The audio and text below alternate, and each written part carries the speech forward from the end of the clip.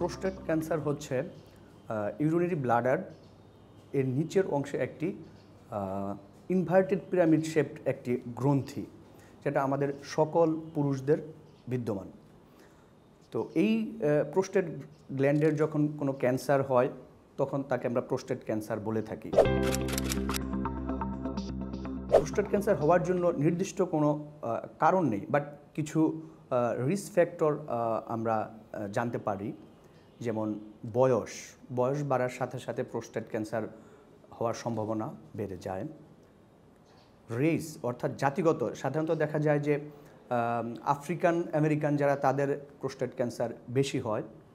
আবার এশিয়ান বা আমাদের দেশের প্রোস্টেট ক্যান্সারের হওয়ার সম্ভাবনা তুলনামূলকভাবে অন্যান্য জাতিদের চেয়ে কম।